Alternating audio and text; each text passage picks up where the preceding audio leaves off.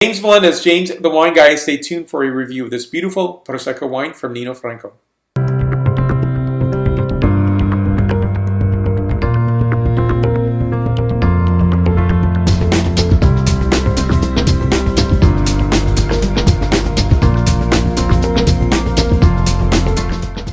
So what we have before us is a vineyard-specific Prosecco, and proper introduction begins now. This wine is Nino Franco Vigneto della Riva San Floriano Prosecco Superiore.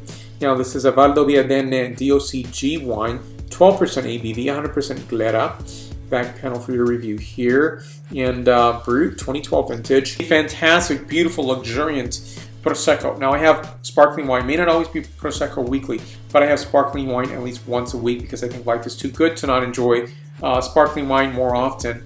And there's so many beautiful sparkling wines today. We're in great times. I think we live in fantastic times where just even a generation ago we were not tasting, I think, the best sparkling wines that exist. They exist today.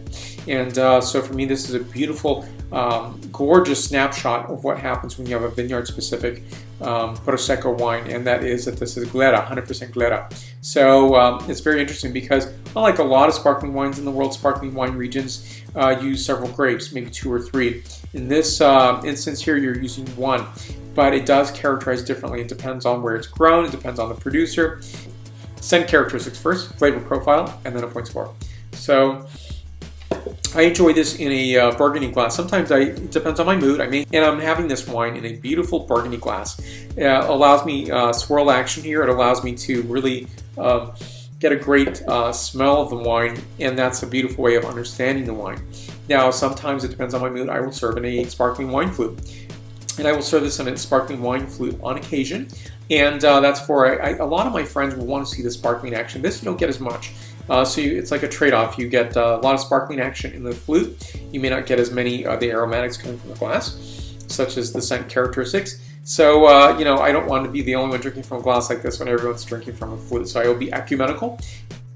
And I have beautiful sparkling wine flutes I'll share with you in another video. So here on this wine, we are getting some luxuriant, gorgeous scent characteristics on this wine. Notes of white flower petals, brioche, almond, rare flower honey, and a minute hint of green citrus. And here we go. The taste gives some taste characteristics, flavor characteristics, and a point score.